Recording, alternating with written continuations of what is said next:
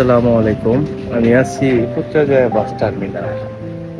পুত্রজয়া সেন্ট্রালে lunch করছি এই দোকানে।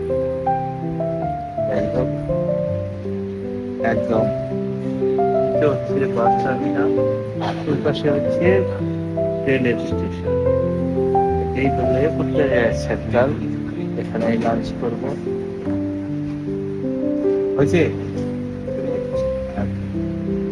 এই যে আমার খাবার দেখি কি দিল, কারি মনে হয়, টিস্যু পেপার।